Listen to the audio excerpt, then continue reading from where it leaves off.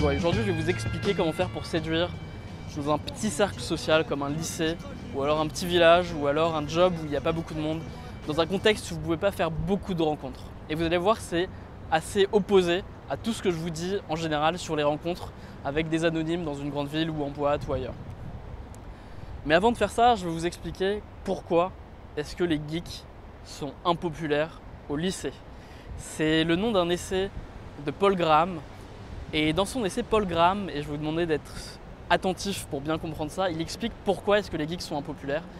Et d'abord, en réalité, c'est assez paradoxal que ce soit le cas. C'est assez paradoxal qu'au lycée ou dans un collège, les mecs qui sont un peu curieux, un peu intelligents, un peu geeks, donc pas forcément qui s'intéressent à l'informatique, mais de manière générale, les mecs qui aiment bien réfléchir, qui aiment bien les concepts, qui aiment bien lire, qui aiment bien les discussions intelligentes, pourquoi est-ce que ces mecs-là, qui pourtant ensuite apportent le plus de valeur à la société, pourquoi est-ce que ces mecs-là sont les moins populaires?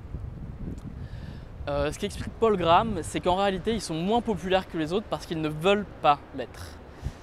La popularité au lycée et dans un cercle social fermé, elle se résume à un certain nombre de stratégies, comme par exemple faire des alliances avec les gens populaires, se moquer des gens qui ne le sont pas et descendre un peu les mecs qui sont un peu geeks, ou alors faire par exemple se soumettre à un certain nombre de modes, à un certain nombre de codes vestimentaires ou alors à un certain nombre d'expressions, peut-être écouter telle musique même si c'est de la musique qui n'est pas particulièrement bonne. Voilà, de manière générale, se soumettre à un certain nombre de codes, devenir ami avec certaines personnes.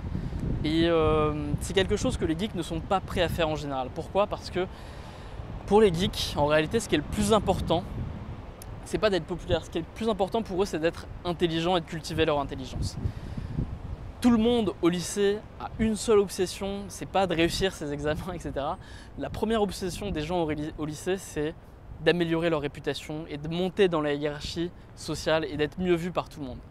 Et il y a une seule catégorie de personnes dans ce contexte-là qui ne s'intéressent pas à ça en priorité, c'est les geeks. Ils sont pas prêts à se foutre de la gueule de leurs amis geeks pour être mieux vus des mecs populaires. Ils sont pas prêts à adopter un style et faire très attention à la mode pour être mieux vus. Ils sont pas prêts à devenir amis avec des gens qui sont un peu cons juste pour être un peu plus populaires et peut-être choper un peu plus. Ils sont pas prêts à faire ça. Et c'est pour cette raison finalement que les geeks sont moins populaires que les autres. Parce que s'ils sont en moyenne plus intelligents que les autres, ils devraient être capables de comprendre comment faire pour être plus populaires. Ils devraient être capables d'utiliser leur intelligence pour être plus populaires, mais ils ne le font pas. Et ils ne le font pas seulement parce qu'ils ne le veulent pas vraiment. Et ce qu'explique Paul Graham, c'est que dans un cercle social fermé, la popularité et la réputation, c'est tellement compétitif, c'est tellement difficile que si ce n'est pas votre objectif numéro 1, vous êtes sûr d'échouer, vous êtes sûr de rater. C'est un job à plein temps. Et donc si vous avez une autre priorité que ça, s'il y a autre chose qui vous intéresse, donc par exemple vous cultiver ou devenir plus intelligent, c'est mort, vous n'y arriverez jamais. Et il y a un test intéressant pour ça, c'est que si vous demandez à n'importe quel geek qu'est-ce qu'il préférerait entre perdre 0,1% de son intelligence pour devenir le mec le plus populaire de sa classe, aucun geek accepterait ce deal-là. Parce que pour n'importe quel mec un peu geek, le plus important c'est l'intelligence, c'est pas la popularité. Quoi qu'on en dise, même si tout le monde aimerait bien être populaire, même si tout le monde aimerait bien choper facilement et être respecté, le plus important pour les geeks c'est pas ça. Et donc si vous êtes un geek et que vous regardez cette vidéo, et a priori si vous regardez cette vidéo, ça fait plus de 5 minutes que je parle, si vous regardez cette vidéo, c'est que vous êtes complètement dans la catégorie des mecs un peu geeks, c'est que vous aimez bien réfléchir, vous aimez bien les concepts. Donc a priori vous êtes plutôt dans la catégorie des gens qui ne sont pas très populaires, ou alors qui étaient pas très populaires au lycée ou dans les cercles sociaux un petit peu fermés et un peu malsains. Et donc la question c'est comment faire pour vous en sortir, comment faire pour être populaire malgré ça? Il n'y a pas vraiment de solution en fait. Si vous êtes dans un cercle social fermé, vous ne pouvez pas vraiment vous permettre du jour au lendemain d'appliquer mes conseils et de devenir plus confiant, de changer votre attitude, d'essayer d'être plus drôle, d'être plus intense, parce que les gens ne vont pas vous laisser faire ça. Ils ne vont pas accepter que vous changiez d'attitude comme ça. La seule manière d'évoluer et d'augmenter dans la hiérarchie sociale dans un cercle fermé, c'est de faire ce que je viens de vous dire, c'est-à-dire être ami avec les gens populaires, vous moquer des gens impopulaires, adopter les codes vestimentaires et de langage, etc. Si vous voulez vraiment comprendre comment ça marche, la popularité dans un cercle social fermé, voilà, sans pouvoir draguer avec plein d'anonymes, si vous voulez vraiment comprendre comment ça marche, regardez Secret Story, ou je ne sais pas si ça passe encore, mais voilà, regardez la télé-réalité Et regardez comment ils s'y prennent eux pour se concurrencer et être le plus populaire, le mec ou la fille la plus populaire, et faites la même chose et ça marchera. Mais moi, c'est pas vraiment ce que je veux vous enseigner, c'est pas vraiment ce qui m'intéresse. Ce qui m'intéresse, c'est de permettre aux gens de changer leur attitude et de devenir simplement de meilleure humeur, plus confiant, plus intense, plus énergique.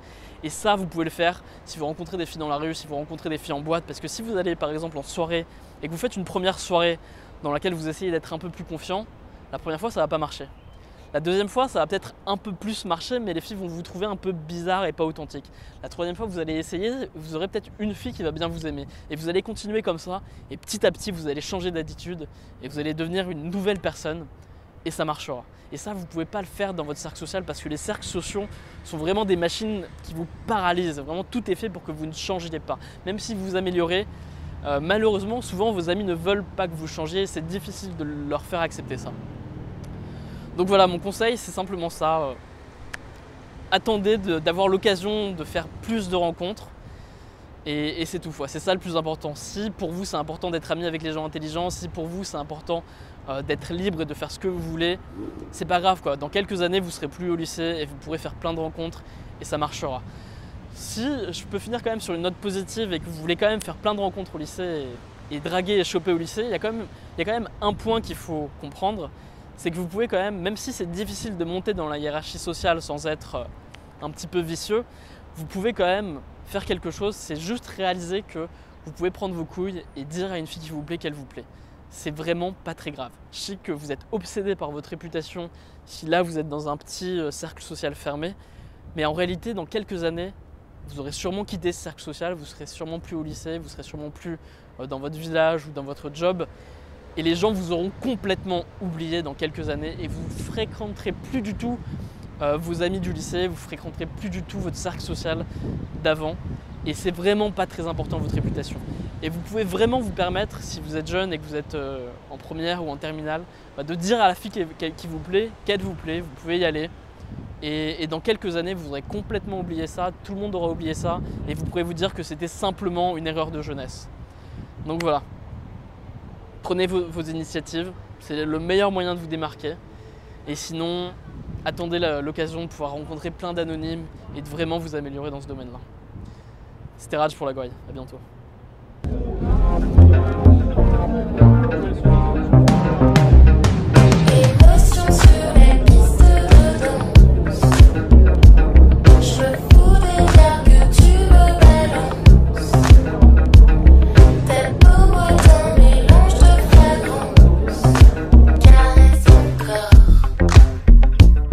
La solution pour passer à l'action et éliminer toutes vos excuses, c'est de devenir aussi bête qu'un chimpanzé.